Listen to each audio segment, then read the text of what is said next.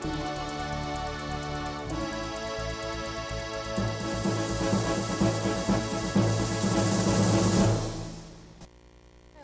Gampung Empetring Aceh Besar menjual sedikitnya 38 ton gabah kering kepada pengusaha penggilingan padi yang sudah disimpan selama 1 tahun milik anggota dan petani setempat.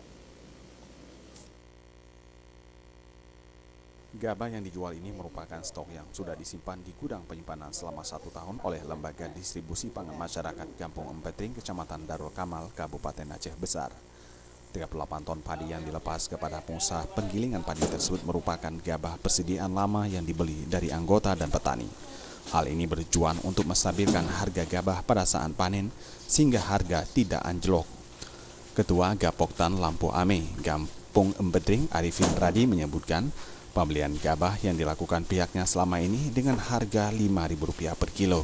Pada saat panen sudah untung bagi petani, karena jika tidak harga yang dibeli tengkulak jauh menurun mencapai Rp4.500 per kilo, sehingga merugikan petani. Namun dengan adanya lembaga ini persediaan pangan tetap terjaga di saat musim paceklik tiba, karena untuk persediaan pangan anggota dapat dipinjamkan kembali kepada petani dan anggota sebanyak 2 ton.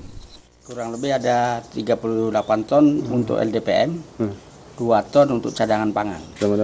Untuk harga berapa Pak? Harga waktu kita beli itu karena ini tujuannya untuk menstabilkan harga gabah jangan anjlok, itu kita beli dengan untuk anggota itu Rp5.000. Dalam hal pengendalian harga, pihak LDPM bukan mencari keuntungan semata.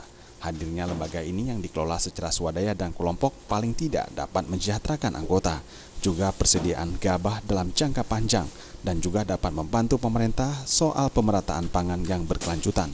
Turunnya harga jual gabah memberikan dampak bagi petani, melepas harga Rp5.500 dari harga sebelumnya Rp5.700 per kilo, dengan rata-rata keuntungan per kilo saat ini Rp500 per kilo.